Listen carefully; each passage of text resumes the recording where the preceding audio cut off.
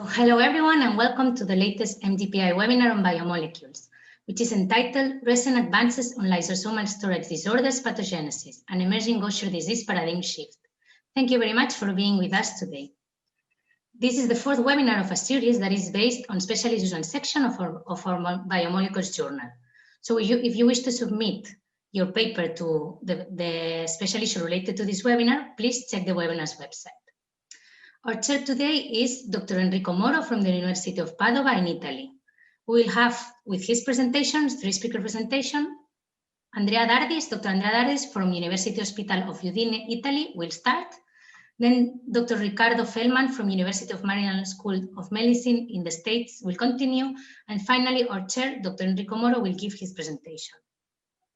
After each speaker presentation, we will have a short Q&A session in which we will address questions submitted by live online audience. So please, if you're joining us live, start thinking of questions and submit them at any time during the webinar. You can submit them in the Q&A box that is somewhere down in your Zoom. And please, as we have more than one speaker today, just mention the person to whom you address your question. So put the name of the person together with your question. I would like to remind everyone that this webinar is being recorded and that the recording will be made available soon at the webinar's webpage. Now I'd like to introduce our chair. So Dr. Enrico Moro is an associate professor of cell biology at the Medical School of the University of Padova in Italy. He's currently guest editor of a special issues on lysosomal disorders and biomolecules. Check the webinar's website if you wish to have more information. And he has a strong background in human cell biology and mouse and zebrafish manipulation. And his current research focuses on the study of lysosomal storage disorders, particularly Gaucher disease and Hunter's syndrome. So now I hand over the floor to Dr. Enrico Moro and enjoy the webinar. Thank you, Elena. Thank you, everybody, for joining this webinar. I'm pretty sure that this is just the beginning of a potential talk and partnership that will be fruitful for our discussion in the future and also for our collaborations. I'm happy to be with Andrea and Ricardo because I know personally, directly, and we have experienced many talks together. So this is another occasion another possibility to discuss and share our findings with people in the field. I hope you will be, I would like to thank the MDPI for this possibility and Elena for organizing all this webinar. And I hope it will be fruitful for all of you. Thank you very much. And I pass the word to Elena. So our first speaker is going to be Dr. Andrea Dardis. She's head of the laboratory of the Regional Coordinator Center for Rare Diseases in Udine, Italy. She obtained her PhD in molecular biology from the University of Buenos Aires in Argentina and continued her research training as a postdoctoral fellow at the Metabolic Unit, University of California, San Francisco. During her training, she was awarded fellowship of the Lawson-Wilkins Pediatric Endocrine Society. She then moved to Italy, where she obtained a specialist degree in medical genetics at the University of Genova. In 2003, she joined the Metabolic Disease Unit's Pediatric Hospital Burlo Garofolo in Trieste, Italy, as a research scientist. And in 2009, she finally moved to the Regional Coordinator Center for Rare Diseases in Udine, Italy, where she became head of the laboratory. Dr. Dardis' laboratory is mainly focused on the biochemical and molecular diagnosis of lysosomal storage diseases, the functional characterization of the effective lysosomal enzymes, and the study of molecular mechanisms involved in the pathogenesis of lysosomal storage disorders. So now I hand the micro to our first speaker. Okay, thank you very much for the introduction. And now I will try to share my screen. Let's see if I can do it. Okay, so I would like first to thank Enrico, who invited me to give this webinar, and also the organizers. So today I will talk about the cellular models for the study of GD pathogenesis, the cascade of GD pathogenesis in Gaucher disease. So Gaucher disease, very brief introduction, is one of the most frequent lysosomal storage disorders with an estimated incidence of 1 in 40,000 or 60,000 in the general population, but is much more frequent among the Ashkenazi Jewish population. It is inherited in an autosomal recessive manner, and it's due to mutations in the GBA gene. which cause the deficient activity of glucocerebrosidase, and this leads to the substrate accumulation within the lysosomes. So if we see what happened we have this GBA, the GBA gene, which is translated to generate a GCase protein in the ER. So this GCase is then glycosylated, and it's binded to its receptor LIMP2, and then in the Golgi it's further processed and then arrived to the lysosome, where the LIMP2 gets recycled, and in the lysosome the GCase protein and its activator saposin C is able to digest glucosylceramide and glucosylsphingosine into glucose and ceramide and sphingosine and ceramide. So in the presence of a mutation in the GBA gene, what happens is that we don't have GCase protein synthesis, or we have the synthesis of mutated protein, which is not functional. Then this causes the accumulation of glucosylceramide and glucosylsphingosine within the lysosomes. So this happens mainly in macrophages cells. So what we get is this macrophages full of substrates full of glucosylceramide and glucosylsphingosine.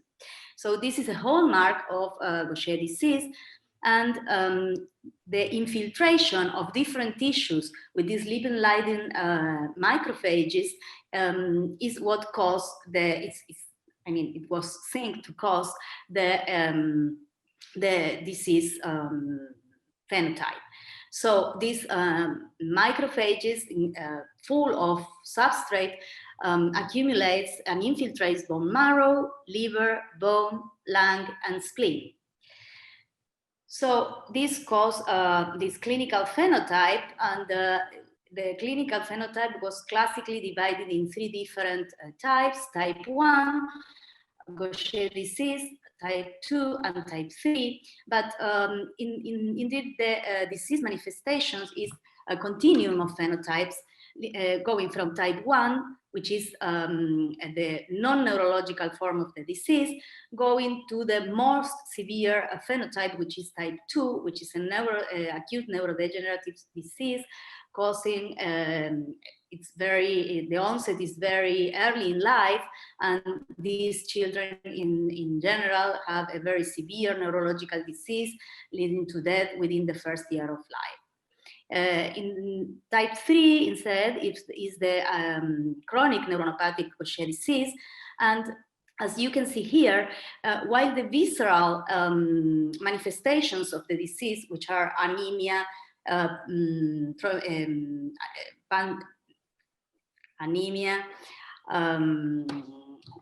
hepatosplenomegaly, and also somehow bone disease, can be explained by the infiltration of the tissues by the macrophages, these engulfed macrophages. There are many aspects of the disease that cannot be explained by this model.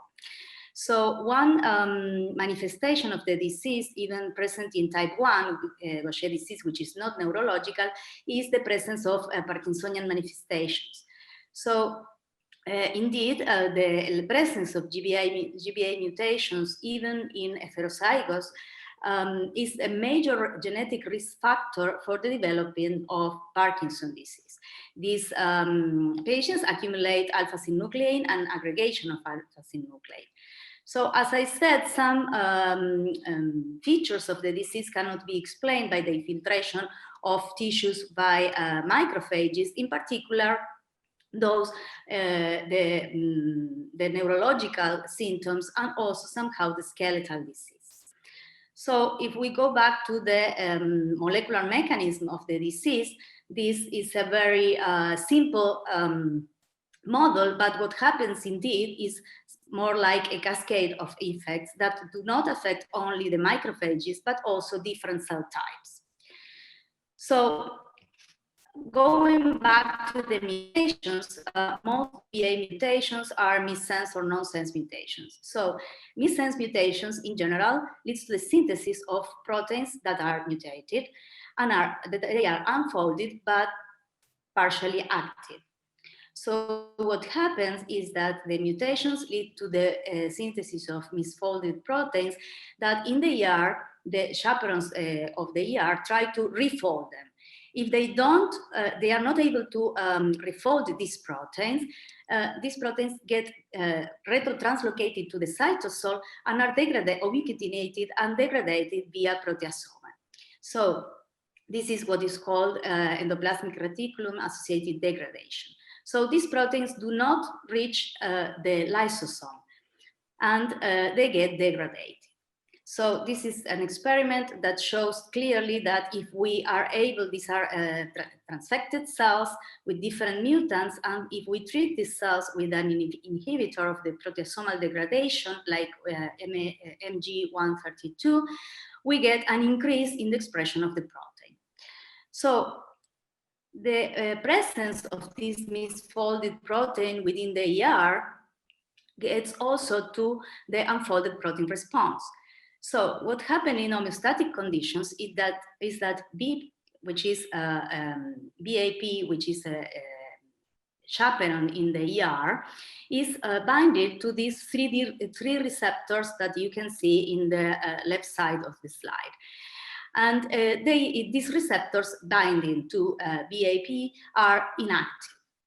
In the presence of unfolded proteins in the ER, what happens is that this chaperone BAP tries to refold these proteins. So there is an increase in the expression of BIP, and there is the release of the binding from the receptors. So these receptors get activated and initiate triggering a cascade of events that at the end leads to the increase in the expression of different factors, among them CHOP, which mediates the apoptosis.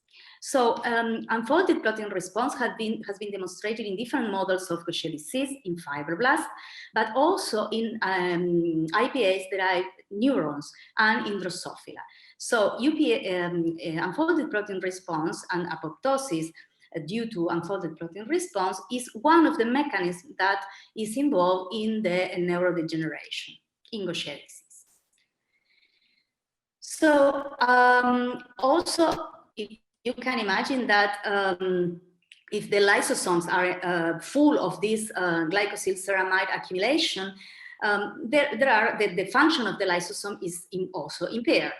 So lysosomes are involved in autophagy, and in particular, it has been very well described, and I think probably we will listen more about this in the next talks.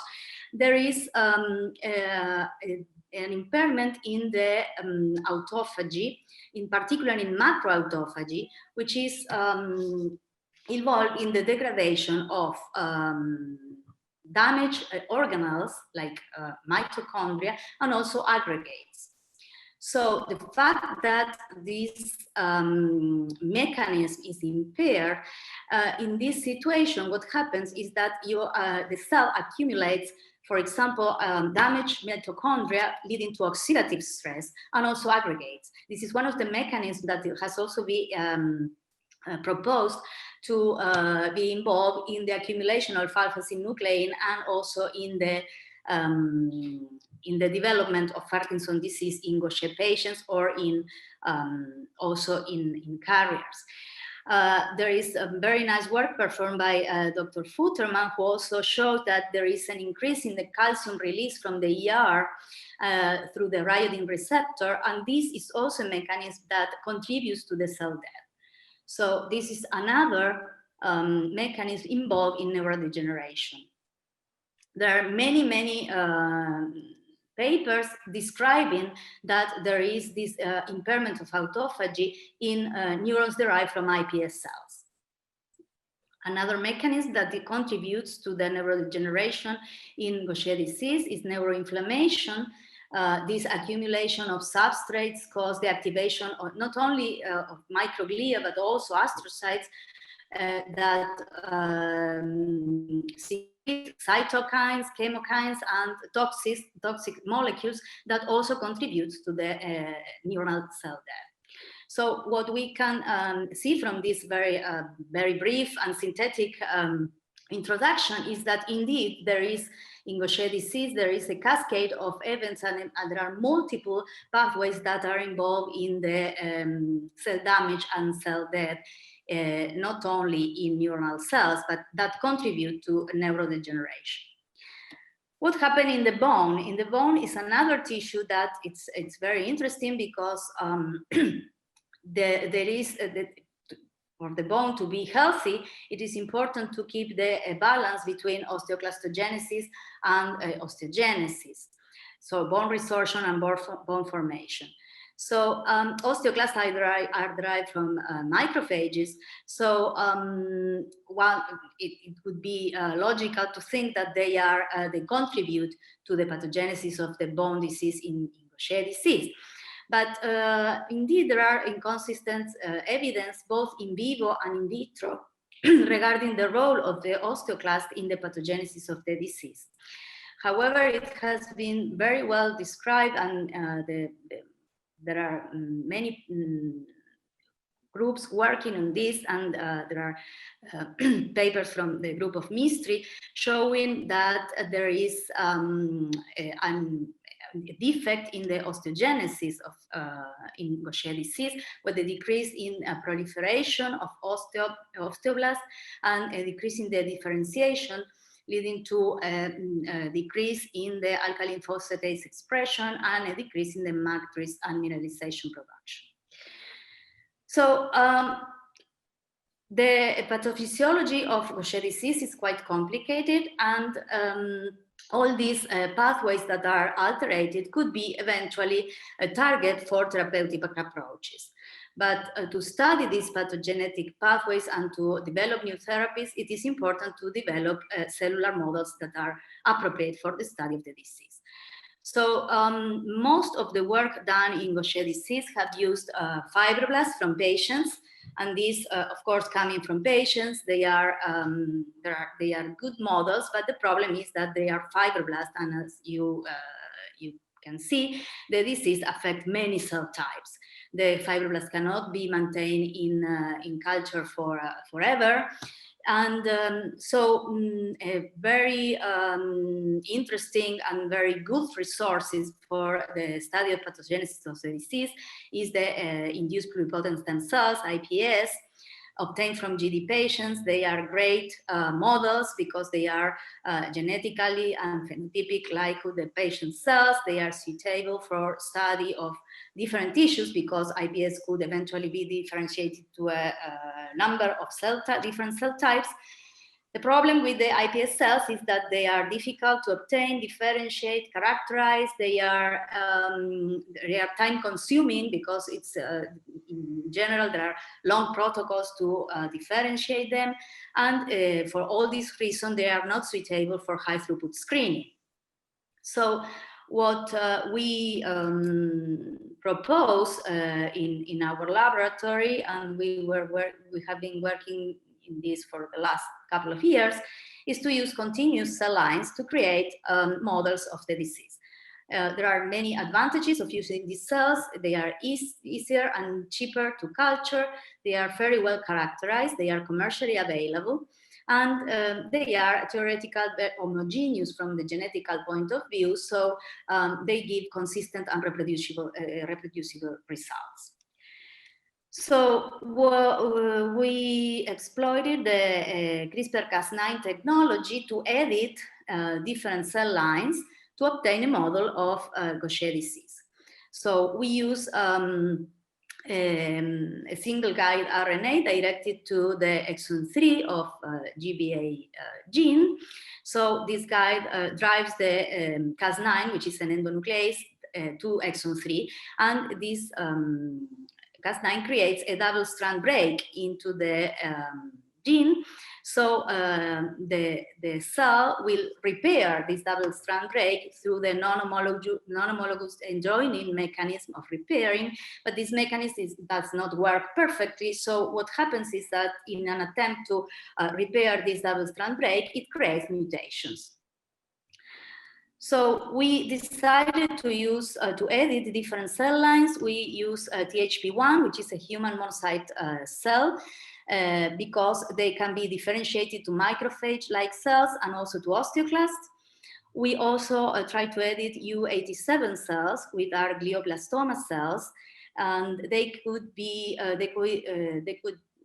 differentiated to astrocytes, oligodendrocytes, and they are easy to handle. They grow in monolayers and they accumulate alpha-synuclein. It's important to point out that not only neurons in Gaucher models accumulate alpha-synuclein, but a role of astrocytes and oligodendrocytes is becoming more evident. We also use Hobbit cells, which are normal adult osteoblast-like cells. So the workflow we use, you can see it here in the right part of the slide. So basically, we transfected these cells with a guide RNA and the Cas9, and then we perform a single cell sorting so we can generate clones derived from one cell. So all the cells of the clone would have the same mutation.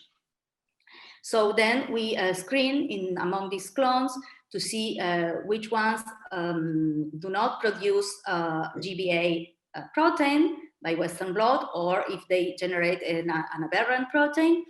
And then we assess the enzymatic activity. And at this point, we in those that do not present enzymatic activity, we sequence the GBA to see what is the mutation.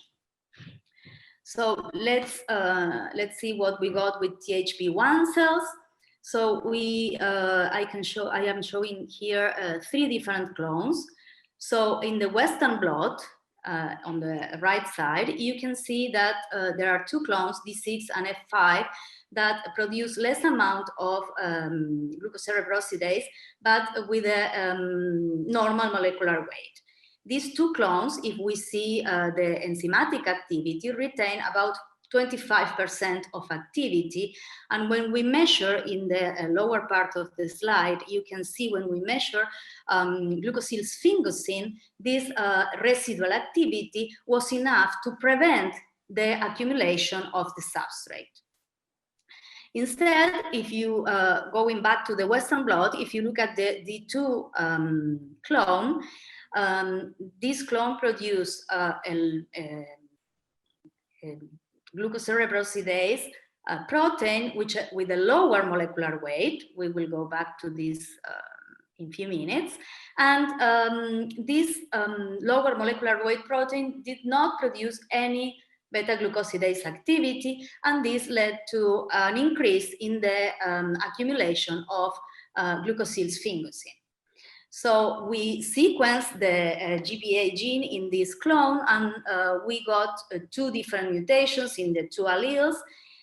The first one is a deletion, an in-frame deletion of the whole exon 3, so producing a protein that would lack amino acids from 40 to 103. And then the second allele also carried a deletion, but this was not in frame, so it generated a truncated protein. So probably this lower molecular weight protein we see in the Western blot is the one lacking the amino acids from 40 to 103. Okay, so we try to differentiate these cells to osteoclasts. So we treat them with MCSF and Rankel, and what you can see here is that is the TRAP-positive cells, TRAP-resistant acid phosphatase positive cells, which is a marker of osteoclast. And you can see that when we compare these mutated cells with the wild type, we got an increased number of osteoclasts. So the osteoclastogenesis is somehow busted in these cells. So then moving to the glioblastoma cells, I am also here showing 3 different clones. In the Western blot, we can see that clone 10 and 13 did not produce any protein. And instead, clone 14 produced low amount of GCase protein but the molecular weight seems to be normal. So none of these clones express enzymatic activity. So when we sequence these clones, we found that in the cases of clone 10 and 13, there was a big deletion of the GBA1, including part of exon 3 and exon 4 in one clone. And in the other, we detected two different small deletions, which cause, in both cases, in both clones, there is the generation of a premature stop codon, but no protein is produced. In the case of clone 14, it's quite interesting because what we found in the sequencing is the deletion, an in-frame deletion of 6 bases pair. So this leads to the expression of a protein that lacks 2 amino acids, 88 and 89. So leading to the expression of a protein with an apparent normal molecular weight, as we can see in the Western blot. But this is interesting because since the amount of protein produced is very low and also is inactive, we hypothesize that probably this could be a good model to study also the unfolded protein response, because this protein is unfolded and degraded. So we wanted to characterize better this particular clone. So as you can see here, these cells accumulate glucosylsphingosine, and also our hypothesis that probably the low amount of protein is due to the misfolded of the protein and the degradation through the proteasome. We could verify that treating the cells with NG132, which inhibits the proteasomal degradation, and you can see here that in this clone the treatment with the inhibitor leads to the increase of the amount of protein. So a fair amount of protein is degraded via a proteasome. So we also can show that this protein is ER retained, because when we treat these cells with endoglycase H, with cleavage oligosaccharides that are rich in mannose and cannot cleave more processed oligosaccharides from glycoproteins, we can differentiate those proteins that did not pass through the trafficking to the lysosome, they are retained, so they did not pass the mid-Golgi, from those that are digested with endoglycase H, and those that reach the lysosomes, which are endo-H resistant. So you can see here in the case of the clone 14, almost all the protein is ER retained. And this retention of the protein in the ER indeed triggers the unfolded protein response, because in these cells we could observe an increase in the expression of the chaperone ER stress, which is increasing the ER stress BIP1, and the increase in the expression of CHOP, which mediates the ER stress mediated apoptosis. So then we we studied the alpha-synuclein, and we observed that these cells accumulate, in the presence of the mutation, accumulate alpha-synuclein. And these cells are also, we observe a decrease in the degree of apoptosis, both by measuring annexin 5 and LDH in the supernatant. And what is very interesting is that we also observe an increase in the interleukin 1 beta. So it indicates that there is an activation of the inflammasome in these cells.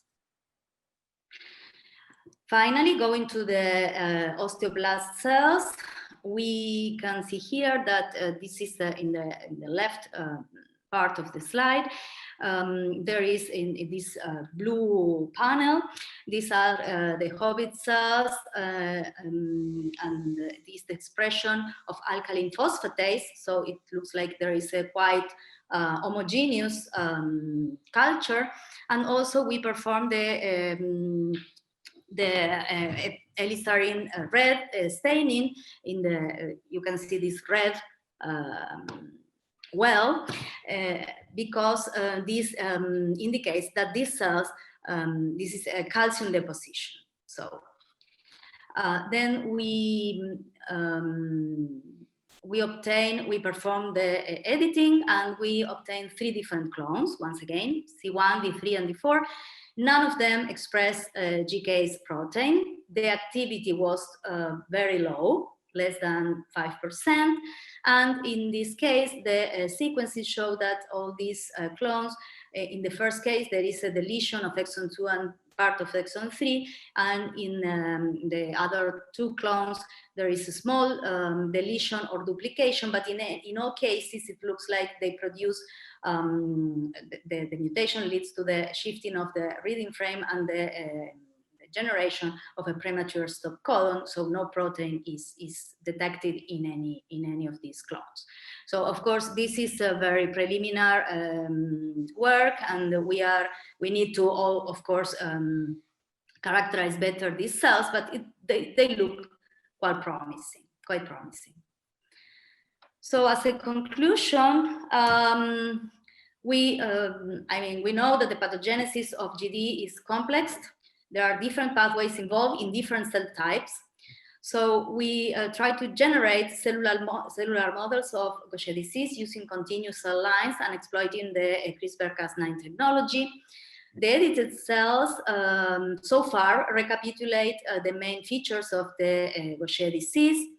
And there are many advantages of using these cells. Of course, these are not ideal models, but they provide several advantages. One is that we can take a cell line and then mutate it and get a model that is isogenic with the mother cell. So they are genetically identical with the only difference of the GBA mutation. We can generate different cell types.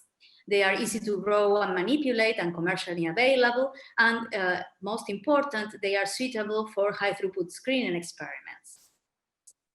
So finally, I would like to acknowledge in particular, Eleonora Pavan, who is a very bright PhD student in my laboratory, and Maximiliano Ormazábal. He is working in La Plata in Argentina with Paula Rosenfeld, who is also our collaborator, and Maxi spent one time in our laboratory, and he was also working in this project.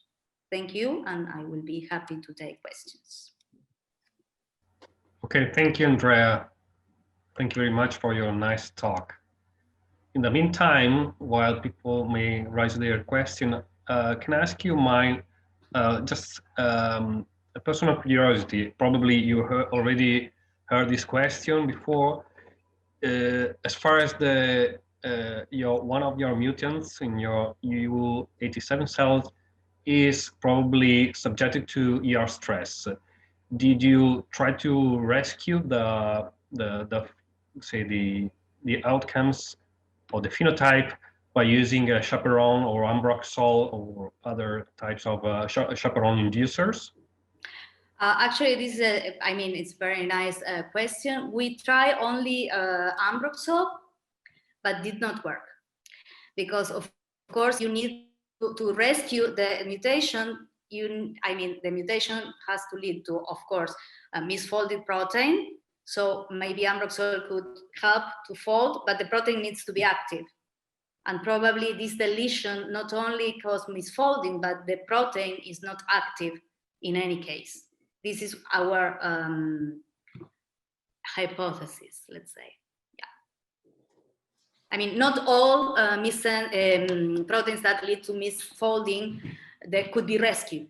And this one seems, from preliminary results, seems that it's not really able to be rescued by chaperones. This is also, a possibility to discuss, because as Andrea stressed, there might be many pathways involved. So each of us involved in this field might perceive a different outcome, might have a different idea of what's happening before the onset of glycosphingolipids storage. Okay, so Matilde Cescon from Italy asked where the U87 cells are differentiated. Yes, we just use the U87 cells like they are. We didn't treat them with, with anything.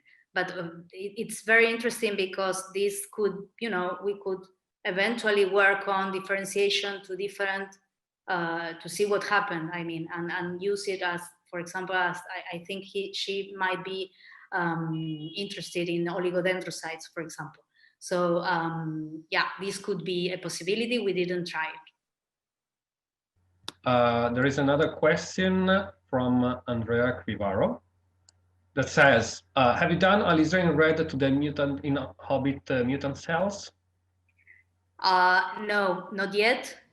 This, as I said, we just got these clones like, last week. So we of course, this is, we need to absolutely characterize these cells. They are quite promising because at least they don't express protein, they don't express activity, and the mutation is there. So we just got the model, but of course, this needs to be characterized further. Yeah. So anyway, yeah, we could move to the next speaker. Anyway, if you have more questions, just post it in the Q&A box, and at the end, we can go back to Andrea's questions. So our next speaker is Dr. Ricardo Feldman. He's an associate professor at the University of Maryland School of Medicine. Dr. Feldman received his PhD from the Department of Cell Biology at New York University School of Medicine, working with Dr. Takahashi Morimoto and David Sabatini. After that, he was a postdoctoral fellow in Dr. Hidesaburo Hanafusa's laboratory at the Rockefeller University, where he identified several new tyrosine kinases oncogenes that had been captured by RNA tumor viruses along with their cellular homologs. Dr. Feldman then moved to the lab of Dr. Doug Lowy at the National Cancer Institute and finally joined the faculty of the University of Maryland School of Medicine Department of Microbiology and Immunology, where he currently studies the developmental and cellular abnormalities caused by GBA1 mutations in Gaucher disease and GBA1-associated Parkinson's disease. So Ricardo, it's your time. I hand you the microphone. So that was a very nice talk, Andrea. I want to thank the organizers and Enrico for inviting me, and I hope that I will be up to the task. So Andrea already referred to induced pluripotent stem cells, and I will not say too much about it. So in my laboratory, maybe 10 years ago, we started a very laborious process of generating these cells and learning how to differentiate them. And we use type 1, type 2, and type 3 fibroblasts that we obtained from Ellen Sidransky at the NIH. And then using reprogramming factors, we made iPS cells, and then we made different types of cells from macrophages, neurons, osteoblasts, hematopoietic progenitors, in the hope that this in vitro system would give us some windows into the cell biology and what is going on. As Andrea said, this is a very complex disease, and it has many aspects, and we can only hope to study one or two aspects. So these are the mutations that we have from the fibroblasts, and they were converted into iPSCs. We have GBA1, N370S, GD2, with these two hetero compound alleles with L44P, REC-NCI, and the other one, D401, D409H, and another mutation in the other allele. and GD3, which was L44P. And then we used them to try to find what we could learn from this system. So there are many people trying to find treatments or cures for Gaucher disease. And about 20 years ago, we had enzyme replacement therapy with Cerezyme, and then there are other companies that produce it now. And these worked very well for type 1 Gaucher disease. Then a few years ago, there was substrate reduction therapy, and with glucosylceramide synthase inhibitors. And I will talk about acid ceramidase inhibitors today.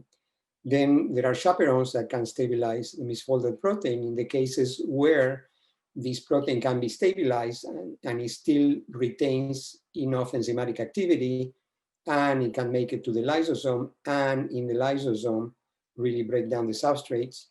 Bone marrow transplantation is not used. It has a lot of morbidity and it is a little dangerous. And now we see some very nice papers. There are groups trying to do gene therapy in vivo, ex vivo, using lentiviruses or adenoviruses. So what we have learned with all this work is that we identified two major problems, especially in type 2 cells. One was, like everybody knows, lysosomal dysfunction. But we also found that there was abnormal development here at the bottom part of the slide, below the dotted blue line. We saw abnormal development. And this is not something that was very well studied before. And we saw that there was abnormal hematopoietic development.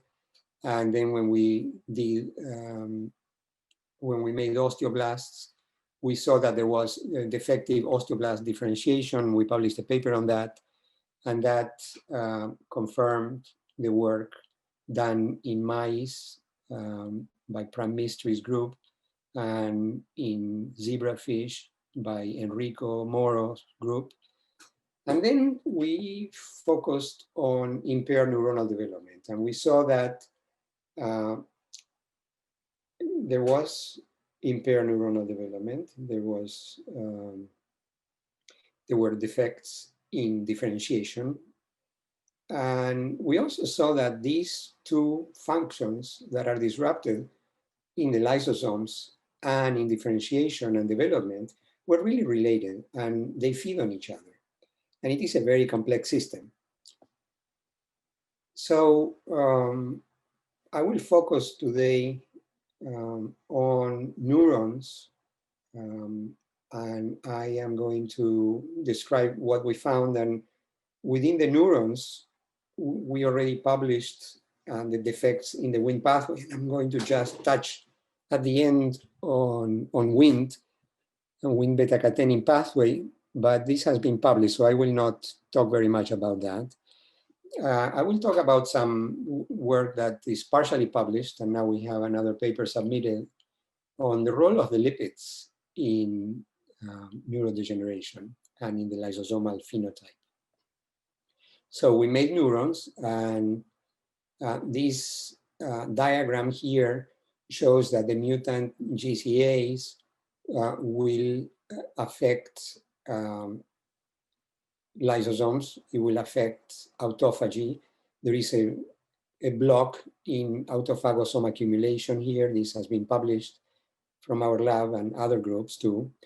And then we found that there was a problem with TFEB. TFEB is a transcription factor that regulates the expression of lysosomal and autophagy genes. And this is mostly phosphorylated by mTOR, but also by other kinases. And when it is phosphorylated, TFEB is degraded and it cannot go to the nucleus. When it is dephosphorylated by phosphatases, then the dephosphorylated TFEB can go to the nucleus, where it sits on the promoters of autophagy genes and lysosomal genes. So we saw that there was a problem with lysosomal biogenesis caused by the mutant GCAs and a problem with autophagy. So we did mass spectrometry, and we were very surprised by the results. We saw that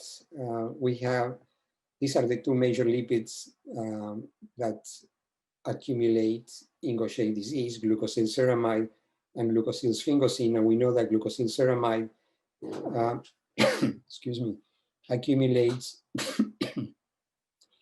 in the macrophages and other tissues, and it has a fatty acid moiety here that makes it hydrophobic. And then there is this enzyme, acid ceramidase, which is also a lysosomal enzyme, and it converts it to glucosylsphingosine. So when we looked at the neuronal progenitors, these are not differentiated neurons, but neuronal progenitors, which are easier to work with. And we look at glucosylceramide in the different mutants that we had.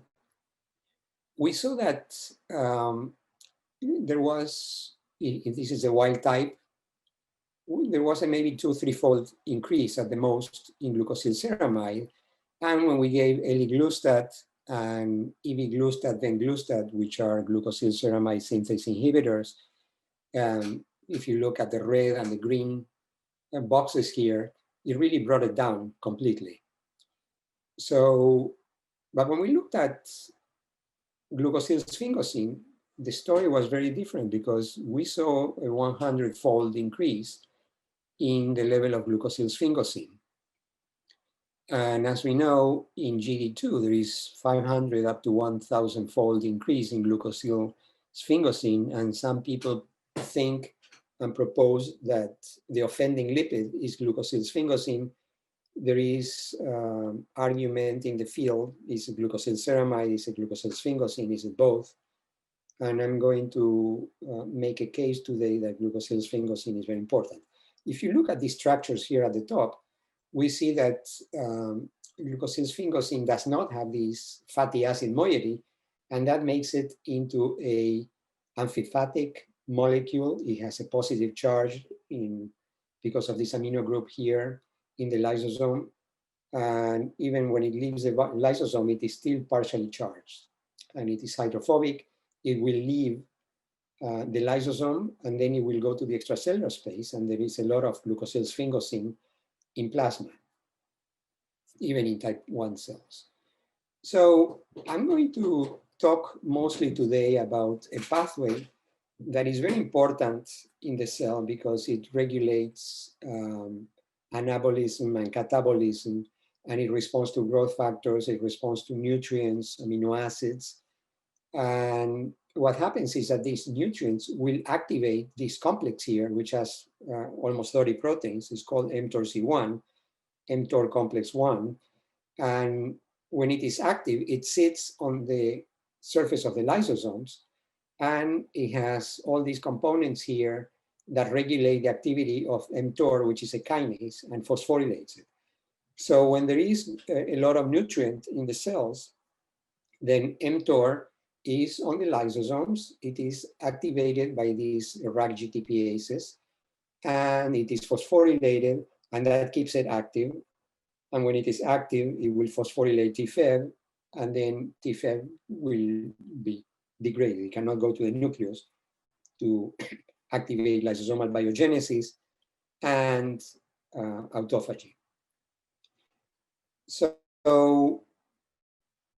and there are two views on how GCA's mutations, GBA1 mutations, cause the pathology. And one is that there is a gain of function that Andrea talked about, and there are many people working on that, phospholipids. So how, this is again a cartoon, and the glucosylceramide, the enzyme deficiency will cause an increase in glucosylsphingolipids, but how do these affect the lysosomes? We don't know that. So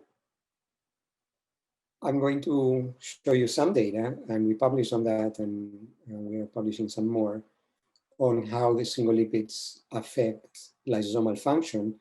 And when there is a glucose GCase deficiency, there is an increase in the amount of glucose phospholipids, and we have evidence that this directly activates mTOR. I say directly, but we don't know if these are direct mechanisms or indirect mechanisms, but the fact of the matter is that mTOR is hyperactivated by a number of measures. And then when this complex is active, it will phosphorylate TFEV and there is lysosomal depletion. And then we have this phosphorylated mTOR, which is a measure of its activity, but we can also measure other substrates of mTOR like TFEV, S6, and 40BP1.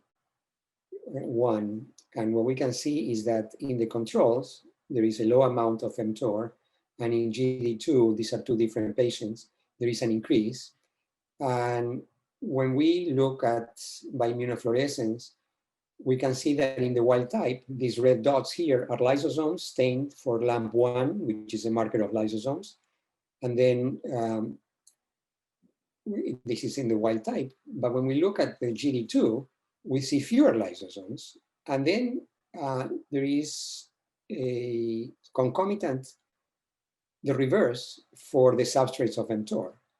So we see very little PS6, which is a substrate of activated mTOR, in the wild type cells. But when we look at the GD2 cells, we see a big increase in phosphorylated S6. So here we always see this dichotomy, lower numbers of lysosomes, higher activity of mTOR. And then we can manipulate these too. So we also stained with lysotracker, which is a way to stain for lysosomes, based on pH. In the acidic pH of the lysosomes, you can stain for lysotracker. And then when you look in the wild type cells, there are these red dots. There are fewer lysosomes in GD2. And when we use an inhibitor of mTOR, this inhibitor is called INC128. And we see not much in wild type cells, but we can rescue the lysosomes. We go from here in the left to here, we have more lysosomes. And if we look in the lower left, in the black box is a non-treated amount of lysotracker counts. And then when we give INC128, the mTOR inhibitor, or another mTOR inhibitor, taurine-1, we see an increase. We rescue that. And then we see the exact opposite when we look at mTOR activity. Of course, if we give an inhibitor, we are going to inhibit mTOR activity. And then when we give these are the controls. When we give the mTOR inhibitors, then we are going to have a decrease in mTOR activity. So here, if we look at the right, then with the mTOR inhibitors, we can inhibit mTOR, and then we have lysosomal rescue. And here, in the previous slide, this was in neuronal progenitors, but the same is true in differentiated neurons. These are cortical neurons. Here, in these images, in the purple, we see the staining with MAP2, which stains the neurons. And when we look at lysotracker, staining for the lysosomes in GD2, we see very few lysosomes here, but when we give the inhibitor, we see an increase in the number of lysosomes, and we see a decrease in mTOR hyperactivity as measured by phospho S6. And this is quantitated here. When we give the inhibitor, we rescue the lysosomes. And when we give the inhibitor, of course, we reduce the mTOR hyperactivity. So again, mTOR inhibited, lysosomes are rescued. Here we have a Western blot showing that in the non-treated cells, in GD2, we have less LAMP1 staining, and when we treat with mTOR inhibitors, then we increase the number of lysosomes. So this is important because the proof of the pudding is in the eating. We can discuss a lot of pathways, but in the end, can we really rescue a phenotype with a drug or by using genetics? And here, when we look at one readout, that is the lysosomal biogenesis, we can see that by inhibiting, in other words, by blocking the hyperactivity of mTOR, because mTOR is hyperactivated in these cells, by blocking the activity, we can restore.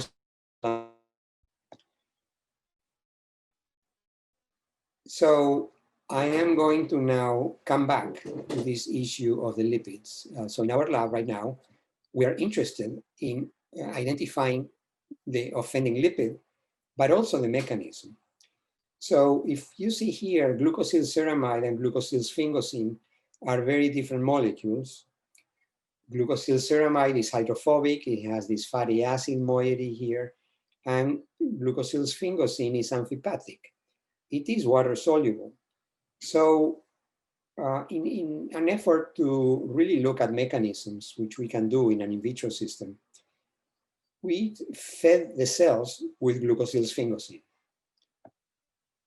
And when we fed the cells with glucosylsphingosine, we saw that, like we published before, but now we're publishing another paper with more data. If we look at the amount of mTOR hyperactivity, which is measured by phospho-S6 or phospho-40BP1, we see an increase in these GD2 cells, in the non-treated cells, of mTOR hyperactivity. But when we give Genzyme 161, ebglustat, venglustat, or eliglustat, which are glucosylceramide synthase inhibitors, we can reduce to control levels. This is quantitated here. Oops. We can, here we have higher levels of, in the black box, higher levels of mTOR hyperactivity in the black box here again. And then when we give these glucosylceramide synthase inhibitors, we bring it down to control levels. And then when we look at LAMP1, again, in the GD2, we see less LAMP1, a marker of lysosomes. And when we give, this is a black box here, and when we give the inhibitors, then we can rescue the level of LAMP1 activity. So I want to make the argument that elevated glucosylsphingosine is responsible for mTOR activity and lysosomal dysfunction. This is a big claim that I'm making here, and I will try to show the best I can the evidence that we have for this claim. So this is mass spectrometry analysis showing glucosylsphingosine, and if we concentrate here for a moment on the right-hand side, this diagram, we have mutant GCAs, and there is an elevation of glucosylceramide inside the lysosome. And then this enzyme here, which is also lysosomal, will convert glucosylceramide to glucosylsphingosine. And then glucosylsphingosine will exit the lysosome. And once it is outside the lysosome, it is in the same compartment as mTOR. And we are arguing that in the cytoplasm, the elevated level of glucosylsphingosine is capable of activating mTOR. And let's see what's here. But the question is, what happens if we were to block this step? If we were to use an inhibitor, a pharmacological inhibitor of acid ceramidase, if we can prevent glucosylceramide, which is accumulated in the lysosome, to be converted to glucosylsphingosine and lower the level, and then there would be lower levels of glucosylsphingosine in the lysosome, And then presumably the hyperactivation of mTOR will be prevented or lowered significantly. So first we have to prove that this inhibitor really works. So if we look here at mass spectrometry at the left, we see that in the control cells, there is very little glucosylsphingosine. Normally, cells have very little, vanishingly low levels of glucosylsphingosine.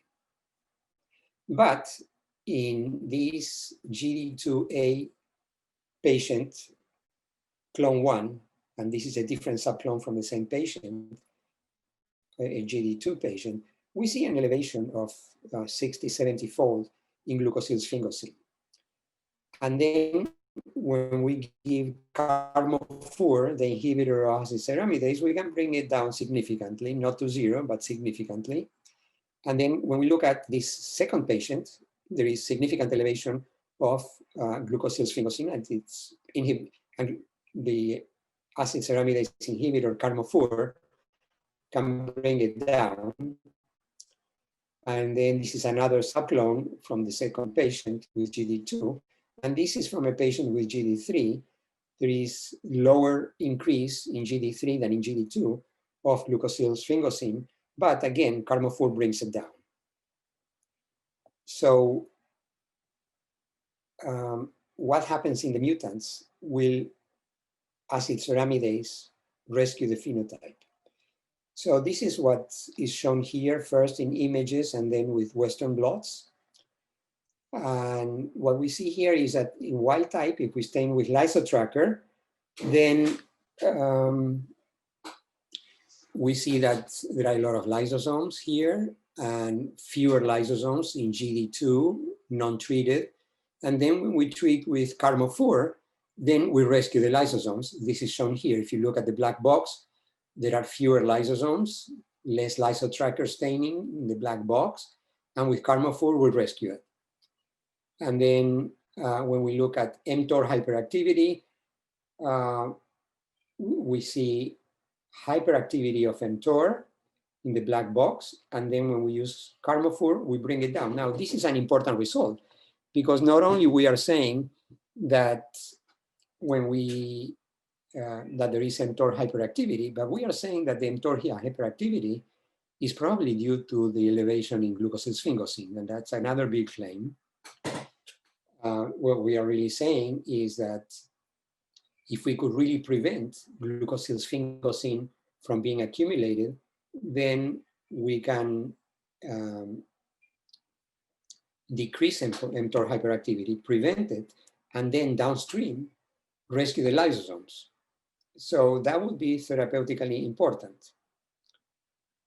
And here, when we did Western blots, we see that we see these PS6 and 40BP1, which are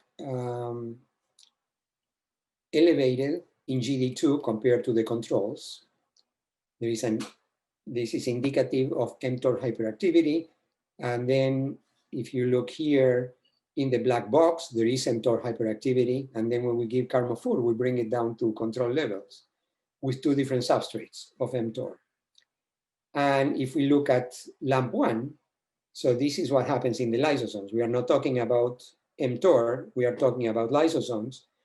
When we look in the control, there is a lot of LAMP1, but there is less in the GD2. And then with carmofur, we can bring it back up again. And let's see. So if we look at, with carmofur here, we can bring down mTOR hyperactivity, as I said before, and we can rescue the lysosomes. Sorry about that.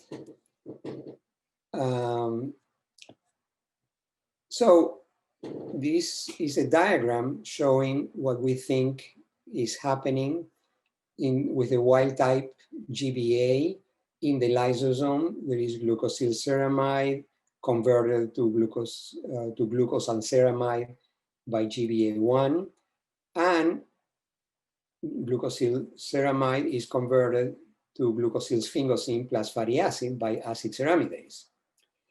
In neuronopathic Gaucher disease, then this ceramidase is not that it increases in levels, but it is like an alternative pathway. When it is confronted with a very, very high elevation of glucosylceramide, it will kick in and it will hydrolyze glucosylceramide and produce very high levels of glucosylsphingosine plus fatty acid. And then here, this is again a repetition of what I showed you before. And then what happens when we give the acid ceramidase inhibitor, what we are doing is preventing this buildup of glucosylsphingosine with carbofour, and then we can rescue the lysosomes. So is there anything we can do to further prove this hypothesis that the glucosylsphingosine is really responsible for a lot of the phenotypes in GD2? So again, I said this before, that glucosylsphingosine is a water-soluble sphingolipid. So what would happen if we really treat the cells with glucosylsphingosine? And of course, we don't know if we treat the cells with glucosylsphingosine, it will go to the same compartment as it is in the cell. So the experiment is having now wild-type cells, and we treat wild-type cells with glucosylsphingosine, and we ask the question, can we phenocopy the phenotype in the mutant cells? So this is what we did. We treated with increasing concentrations of glucosylsphingosine, and as you see here, this green shows mTOR hyperactivity, and in a dose-dependent manner, there is an increase in the hyperactivity of mTOR, and concomitantly, there is a decrease in lysosomal staining with LAMP1. In other words, this goes up, mTOR goes up, mTOR activity goes up, lysosome biogenesis goes down. Again, with by Western blot, we see pMTOR. This is a measure of mTOR hyperactivity in a dose-dependent manner. These first 4 lanes are in wild-type cells. We see an increase in mTOR, which is also seen in the GD2 cells. Here is a quantitation of the Western blot.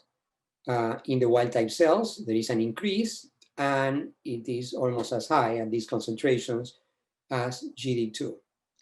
So in the right, it's a diagram showing that glucosylsphingosine directly activates mTOR C1, again, a big claim, and that this mTOR that is hyperactive will cause lysosomal depletion. So does mTOR mediate the effect of exogenous glucosylsphingosine? So the way to do this experiment is to treat the cells with glucosylsphingosine, and then you use an inhibitor of mTOR. And then if glucosylsphingosine is really working through mTOR, when you inhibit mTOR, you should rescue the phenotype. So this is at the left. In the first 3 lanes, what we see is that there is mTOR normal levels, and there is hyperactivity when you give glucosylsphingosine. So glucosylsphingosine did activate mTOR, as indicated by phospho-mTOR, as indicated by phospho-MS6, and concomitantly there is a decrease in LAMP1, as I have been telling you. Now, what happens if we inhibit mTOR?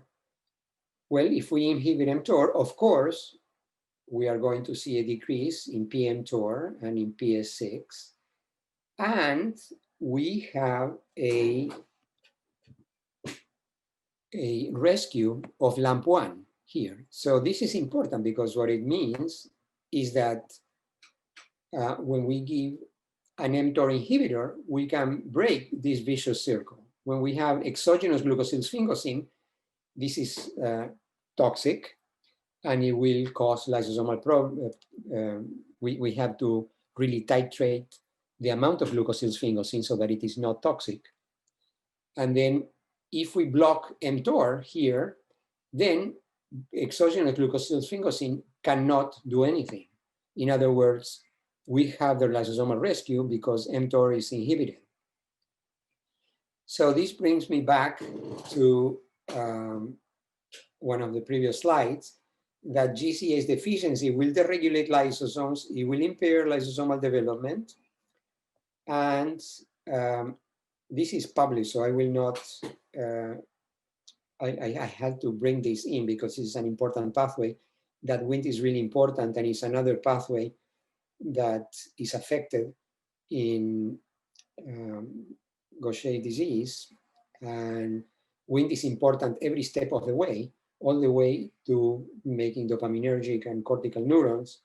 And that's all I'm going to say about Wnt. As I said, it is published. And actually, we are going to submit a paper very soon showing that there is another player here called DKK1 that was first brought to attention in Gaucher disease by Enrico Moro's group, showing that there was an increase in DKK1. And we also show that there is an increase in DKK1. DKK1 is an antagonist of Wnt. So when we, so there is an increase in DKK1, it will compete with Wnt. And there are positive and negative feedback loops here. And what happens is that, to make a long story short, if you could outcompete DKK1, for example, with a ligand like recombinant Wnt3a, you can rescue the phenotype. We will submit a paper to Biomolecules, hopefully soon, based on DKK1. So the conclusions is that glucosylsphingosine treatment of wild-type neuronal cells recapitulates the mTOR hyperactivation and lysosomal depletion seen in NGD cells. The deleterious effects of glucosylsphingosine on lysosomes are blocked by inhibition of either mTOR or acid ceramidase. And I want to bring in the idea, the new idea, that mTORC1 not only is a nutrient sensor, not only senses amino acids and lipids in general, but it appears to be a sensor of glucosylsphingosine, or if not glucosylsphingosine, sphingolipid imbalance caused by GBA1 mutations. And I want to point your attention to a paper that was published in PNAS showing that there are mice that have an increase in galactosyl sphingosine, and when they are crossed with a mouse that has a deletion and ablation of acid ceramidase, that cures the mice and rescues them. But it's published, and it is another indication from another disease, Krabbe disease, that the glycosphingolipids are really important in pathogenesis. And also, there is a group that injected glucosylsphingosine in mice and recapitulated some of the type 1 phenotypes. So, but what we are interested in is in treatment. That's in the back of all of our minds for all of us working on Gaucher disease and lysosomal storage diseases. So, GCase deficiency will cause an increase in glucosylceramide, an increase in glucosylsphingosine. And I have shown you some evidence that if we can use acid ceramidase inhibitors, we can block this and block lysosomal depletion. Another way is to use glucosylceramide synthase inhibitors. This is now in the clinic. We know eliglustat works in type 1. And there are clinical trials for venglustat, ibiglustat, and seems to work in type 3. And and mTOR inhibitors might work. mTOR is a complex molecule. We have to be careful with using the inhibitors. But it might work. And I'm not going to talk about AMPK activators, but they might be important too. And these are drugs that are used for diabetes, and they are used safely. And then, of course, ERT works, enzyme replacement therapy. And then this is a summary slide showing that all of these therapeutic interventions here, we believe that in addition to gain of function, the loss of function is really important, and there is no substitute for having a wild-type enzyme. And the hope is that, for example, in enzyme replacement therapy, even in the presence of a mutant enzyme in the patient's system, giving a recombinant wild-type enzyme works at least for type 1, and the hope is that it will work at least for type 3 and maybe for GBA1 associated Parkinson's disease. So the enzyme is important, and there are groups trying to direct glucosyl, a wild-type enzyme, to the brain. But if we cannot do that, maybe a second best is trying to lower the lipids, lower glucosylsphingosine and glucosylceramide. And we don't have good, safe acylceramidase inhibitors. There are some out there. I think they will become important in the future, because the thing is that if we use glucosylceramide inhibitors, we are 2 steps removed from this lipid. In other words, by lowering this one, by lowering glucosylceramide, we will hopefully lower glucosylsphingosine. But if we really believe that glucosylsphingosine is the offending lipid, or at least an important offending lipid, then this would act in the last step. There are, as I said, acylceramidase inhibitors, Carmofur. They are not very safe. People have tried to use them in clinical trials, but they have side effects, but we need safer ones. And there is a mouse with acylceramidase, an acylceramidase knockout, and it has its own problems. So we will have to be careful with using acylceramidase inhibitors. So this brings me to the last slide. The work on the lipids was done mostly by Mansa Strikans. She was a graduate student in my lab that now finished, got her PhD and is moving on. And then these are other people in the lab working on other problems. Our collaborators doing the mass spectrometry analysis, and these are our collaborators at Harvard and in Tübingen, who gave us reagents for GBA1 associated Parkinson's disease. I did not talk about that today, but the story I told you for Gaucher with his lipids and mTOR seems also to be holding true for GBA1 associated Parkinson's disease. And with this, and I am open for questions.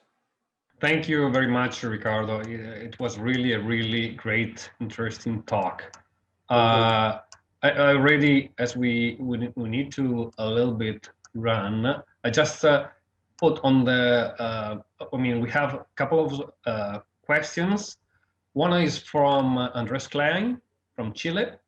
He has really appreciated your talk. He just asked you if you measure the glucose cerebrosidase activity and the lipid levels in neurons treated with the mTOR inhibitors. The first question. And the second question is, glucosphingosine able to bind mTOR in vitro? Okay, the answer to the first question is we did not. Can you repeat that first question again? So we the did first not one, if you measure. We did not measure the lipids after mTOR, but we don't know that it would work because mTOR may not directly control the sphingolipids. I think it's the other way around. And what was the second question? The second is, glucosphingosine is able to bind mTOR in vitro. We are really trying to answer that question, and it would be a difficult, we'll have to do biophysical analysis.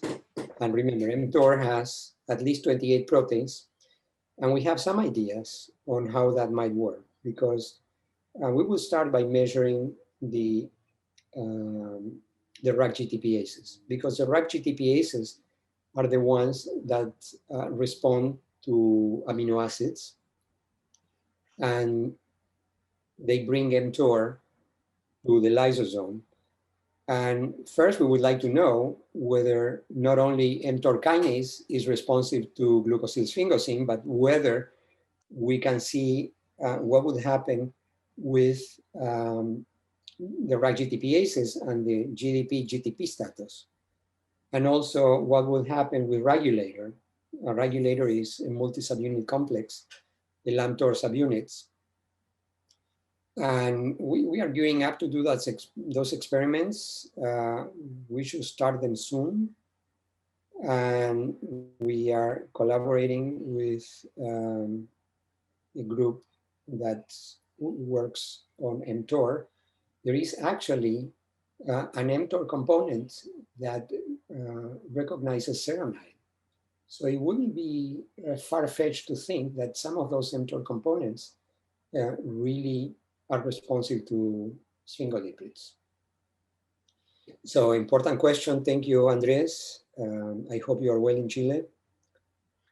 We have a couple of questions. One is from Andrea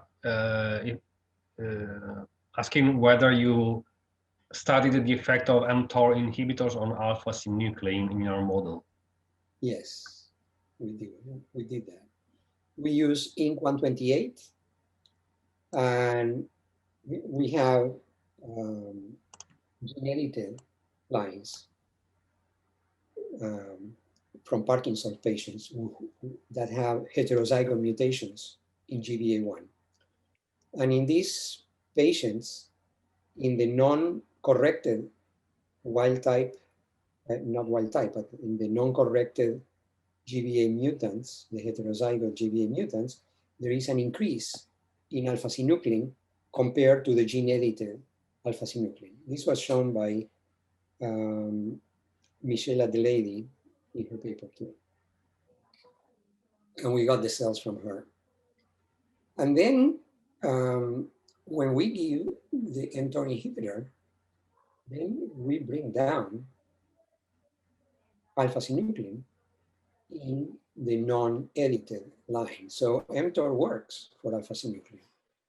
And this is unpublished. I don't know when we will have enough data to publish this in the PD lines, but we also use an inhibitor of Wnt on the same heterozygote PD lines. And a Wnt inhibitor will also lower alpha-synuclein. Again, this is even farther from publication, and it's confidential information, but since you asked the question. So what is my take on this? Well, I think that all these pathways are interrelated. The lysosomal pathway, GSK3 beta, mTOR, Wnt, beta-catenin. If you, DKK1, Wnt, if you affect one, you affect the rest of the system. It's not that you will affect one and it is an isolated pathway. This is what we are learning from all this work that we are doing. I wish we had more people in the lab to add all of these questions and put a coherent global picture about what's going on. But yes, that's why I had this slide before.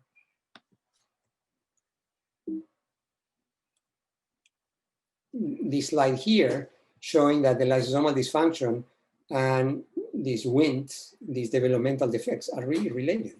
Remember that in order to have differentiation, you need intracellular remodeling, and intracellular remodeling needs lysosomes. So you can't have one without the other. Thank you, Andrea.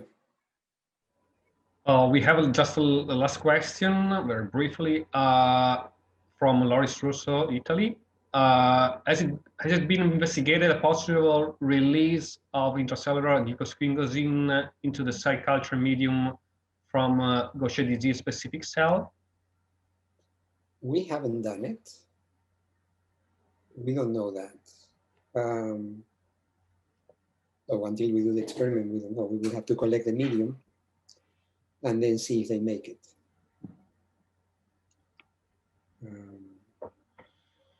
Okay, I think we should move on and end up with, I think it was really everything interesting. Now, I will, Elena, if you allow me, I can switch to my presentation. Yes, of course. Now it's your time. So I introduced you before. You can just start now. First of all, again, thank you very much for also your interesting talks. Basically, I just made fun with the title, but it was not really, it was just an idea using this title, Blowing the Wind, thinking about the song, because as you may know, I have been working in the past few years about the wind pathway in the Gaucher disease. Before entering that topic, I would just acknowledge a few things that have been changing in the past years. I'm talking about the role of GBA, because as far as we heard, the GBA is important in the catabolism of glucosylceramide, but also glucosylsphingosine.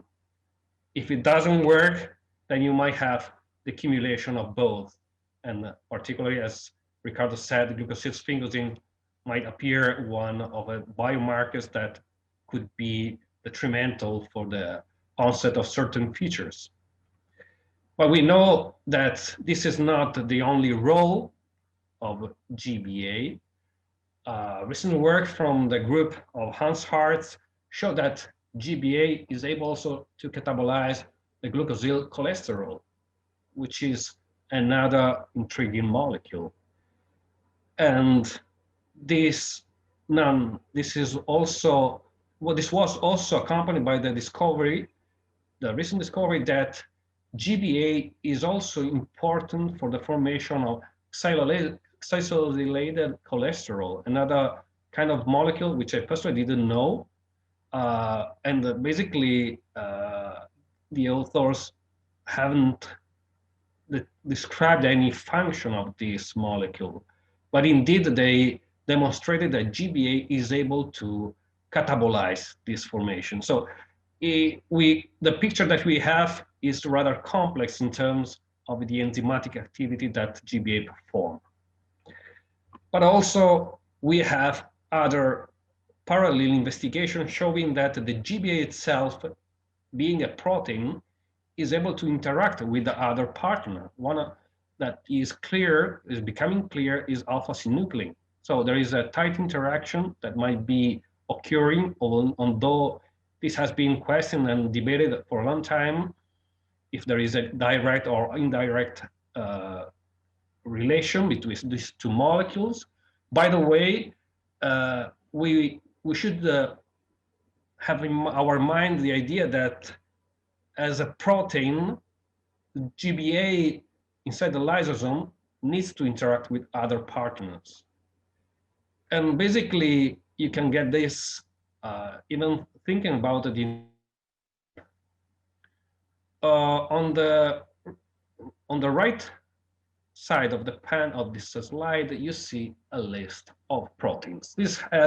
I just found this preliminary list of proteins that have been isolated by the mannose 6-phosphate glucoproteomic analysis done in purified lysosomes. Well, you see a bunch of proteins, of enzymes. There are other more, but I just would like to stress this procollagen-lysing oxoglutarate deoxygenase. You might be not familiar with that one. It's called PLOD1. Is a protein that has been investigated in cancers. What we basically found, this was really unbiased because this was done many years ago using a microarray analysis, so something that is also old-fashioned. But when we measured the transcriptional profile, in our GBA morphin fish, so fish that have a decreased GBA function, one of the protein that was, or one of the mRNA that was dysregulated was indeed the PLOD1. So I basically found this quite interesting because a dysregulation of GBA impinges on something that normally is not known to interact with the GBA itself. So PLOD1, and this PLOD1, if you look in the literature, you find out that is a kind of a redox-sensitive target modulated by oxidative stress. This was also demonstrated, the occurrence of oxidative stress has been already demonstrated before as in vitro models by the group of Bainbys, and also by our group in fish. What we know is that when GBA is dysfunctional, there is an occurrence of oxidative stress. But interestingly, we, in a completely different setup and in a different model, a group which was working in my building was demonstrating a tight relationship between the oxidative stress and the Wnt signaling dysfunction. Just because they just showed that when the ATP production is decreased by the mitochondria, there is an effect on the ER stress, on the cervical calcium channel, and this in turn affects the Wnt signaling pathway. This is clear on the left side of the panel. Here you have human fibroblasts from a patient affected by a so-called Gracile syndrome, which harbors a deficiency in the respiratory complex chain 3. Well, this patient have a decreased Wnt pathway activation. So little by little, as Ricardo was stressing, we are dealing with the occurrence of different dysfunctional pathway activities, and this can be due not only to the single enzymatic dysfunction of GBA, but whether this is due to the enzymatic activity itself or by the interaction of the protein with other partner, this has to be clarified. We basically worked on the Wnt pathway because we already demonstrated that it is affected by the loss of GBA function.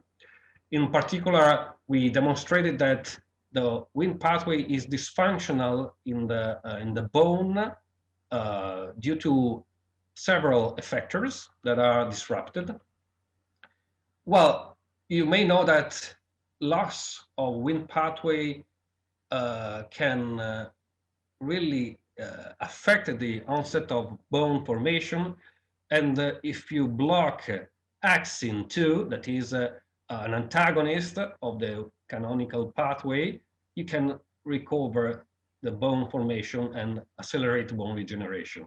So we certainly know that if we manipulate the Wnt pathway by using, for instance, this drug romosozumab that is able to block the extracellular sclerostin, another inhibitor, then you can rescue the Wnt pathway itself, and this leads to, for instance, to the possibility to cure and recover the problems due to osteoporosis. So you can recover the fractures and also the bone lesions produced in osteoporosis. Well, in our fish models, as you may have seen in the past, we demonstrated that there is a clear decreased bone formation, and this is due to a dysfunctional canonical Wnt pathway. Why we were publishing this stuff, also the group of Ricardo were doing the same in iPSC, but I will skip that because he already mentioned that. we demonstrated in fibroblasts that you see there is in fibroblasts from Gaucher disease type 1 patient, there is a decrease in the canonical pathway. And also we demonstrated that this might be due to a decrease in disheveled proteins, which are upstream regulator of the canonical pathway itself. So there is certainly something that is occurring at the level of the membrane, and this might be related also to the turnover of glycosphingolipids. We demonstrated that this problem of the canonical Wnt pathway is also being recapitulated in osteoblasts when you treat them with a conduritol beta epoxide, that it is the irreversible inhibitor. You find out the similar decrease in the disheveled proteins. So the agonist, that the protein that stabilize, that stimulates the pathway, are decreased. And we also recently also published the enrollment, the involvement of this molecule is called epsin. This is an adapter protein that is important for the stabilization of disheveled. In particular, we found that epsin-1 binds to disheveled 2, which is one of the two disheveled protein. And in Gaucher disease models, you have a decrease of epsin-1. And this is quite clear in different situations, different experimental models. We also demonstrated that there might be a transcriptional program that is disrupted to a miRNA dysregulation. I won't go into the details because we already published that, but this is interesting because one of these miRNA, miR221, is targeting disheveled 2. So from several points, you have a dysregulation of the pathway that might be due to problem at the level, the membrane, but also in the transcriptional program. And this, again, is absolutely recapitulated in bone-forming cells, but also in neurons, as Ricardo stressed before.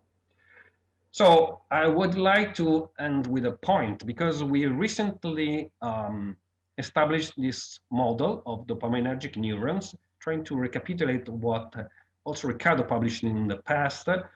We interestingly found that if you differentiate these neurons into dopaminergic neurons, in a short time, you have an increase in GBA and on the Wnt pathway. So there is a kind of clear relation between the GBA protein levels and the induction of the Wnt pathway itself. And we will try to, in the next future, try to address whether the occurrence of this regulated Wnt pathway might be due to the co-occurrence also of the oxidative stress in this dopaminergic neuronal model. But of course, this opens the idea that describe a new path that might be also dealing in dopaminergic neurons, because as Ricardo stressed, the dopaminergic neurons are quite affected by the Wnt pathway activity. So at which level we should manipulate the pathway, this needs to be addressed. But of course, if we can recover the number of dopaminergic neurons, that might be fruitful also for the treatment of the Parkinson's disease. To summarize what I was trying to collect, I mean, I was trying to run a little fast, is that if this is a picture, you can find out different images according to the perspective. You can see two old people. Also, you can see singer and a guitar player. So I think for the Gaucher disease, the situation is rather changing in the way that the perspective related to the enzymatic function starts to be changed, and also the idea that the storage story is being challenged a little bit in a way that the occurrence of other pathways might be more important than the occurrence of only accumulation. So we don't have to think about GBA as a simple enzyme, but also a protein that interacts with many partners. And among the different pathways that we heard before, I would stress also that the fact that the differentiation program could be an important area of investigation towards also, especially for the Parkinson's related aspects that we need to address, and also, of course, for the neuronopathic forms. So before ending, I would like to thank my previous collaborators, in particular Marica Salvalaio and Rosella and Francesca D'Avanzo, but also Mirella, who is not written here, but she, with her group, she was giving me a lot of help. And of course, my current members who are working in the Hunter syndrome and also in the Gaucher disease hardly, and we are working with this dopaminergic neuronal model. So I would like to thank you very much, all of you, and I will get any question if you have. Thank you. Can I ask you a question? Sure. No, it was not clear to me when you showed the data on the dopaminergic neurons. These dopaminergic neurons, from where did you get them? I mean, what kind of, it's from? Okay, this is a cell line that I recently bought, but you can really easily reprogram the cell, these neuronal cells, into dopaminergic neurons with an established, already published protocol, which I performed, and basically it's perfectly reproducible when compared to the one that was published before. The nice thing is that you can, with a cocktail of growth factors, you can induce a very rapid dopaminergic phenotype in few days. So less than 1 week, you can get really beautiful dopaminergic neurons. I didn't measure, this will be done because it is quite a recent work, but I didn't measure how many dopaminergic neurons are in the whole culture, yeah. Yes, but by the way, if we measure also the TH levels, and they increase significantly. So this demonstrates that, of course, the increase in the TH level, and increase in GBA, and increase in the phosphobeta-catenin, the active beta-catenin, are going like hand to hand. So that would be nice, and we are also trying to CRISPR-Cas in the next future this line to model the disease and see what's happening at the molecular level. Okay, thanks. It seems there are no more questions now. It seems everything is clear. I mean, unless. But anyway, you could. Yes, there's one now. There is one from Andres Klein. Do you have any ideas about the cell types where the Wnt signaling should be corrected to rescue the neuronal phenotype of Gaucher disease? Well, to me, for sure, the dopaminergic neurons are one of the targets. But general, as also Ricardo shown before in the past, neurons in general are quite affected. Which neurons, apart from the dopaminergic, this needs to be established. But I guess in general, the neuronal survival is certainly affected. I don't think personally that the Wnt pathway is directly impinging on the astrocytes or microglial cells. Indeed, I expect that if there is a decreased dopaminergic neuron differentiation or neuronal differentiation, the glial cells would be indirectly affected, and when the neuronal cells are affected, the glial cells perceive that and start to secrete neuroinflammatory chemokines or molecules. So I think the answer is neuronal cells, in particular dopaminergic neurons. I don't know if Ricardo is agree with me.